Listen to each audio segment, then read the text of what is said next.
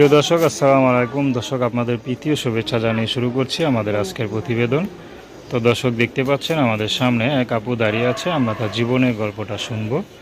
তো জানবো আপু কেন আমাদের ইউটিউবের মাঝে আসলেন, তিনি কি বলতে চান। আপু, আসসালামু আলাইকুম। ওয়ালাইকুম সালাম। কেমন আছেন? ভালো নাই। আপু, আপনার নাম কি? আমার নাম সুমাইয়া। সুমাইয়া। হুম। খুব সুন্দর নাম। তো সুমাইয়া আপু, আমাদের ইউটিউবে আসার উদ্দেশ্যটা কি বলেন? সৎ মার কাছে থাকি, সৎ মা কষ্ট জ্বালা দেয় একজন মেয়েকে পাইছি। সৎ মা খুব কষ্ট জ্বালা দেয়। হ্যাঁ। আচ্ছা, আপনার বাবা আছে না? হ্যাঁ, বাবা আছে। তো বাবা কি দেখে না? বাবা দেখবো কিভাবে? বাবা যেত কোনো কাজ কাম করে সৎ কোনো সৎ মার কাছে দেয়, সৎ মা আমাদের খাইতে দেয় না ঠিক মতো। আব্বু দিতে বললেও দেয় না। তারপর দেখতে মাশাআল্লাহ বেশ সুন্দরী, তো বিয়ে শাদী করে ফেলেন। বিয়ে শাদি তো করবোই, আমার ছোট একটা বোন আছে, তারা যে দায়িত্ব নিতে পারবে তার কাছে বিয়ে শাদি বসবে। ও, ছোট বোন ছাড়া আপনার কেউ নাই? না। মানে পৃথিবীতে আপন বলতে শুধু ছোট বোনটাই আছে তো? হ্যাঁ। আচ্ছা।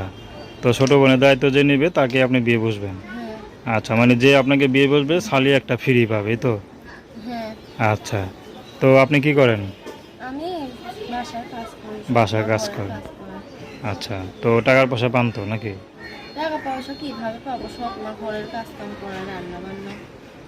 সৎ মা তো ঘরে কাজ কাম করে, আপনি বাইরে কাজ করেন না? না। তো ঘরে সব কাজ বাজ করেন? হুম।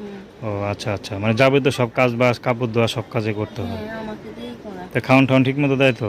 খাওয়ান টাউন ঠিক মতো দেয় না সব মা। ছোট বোন আছে, হ্যাঁ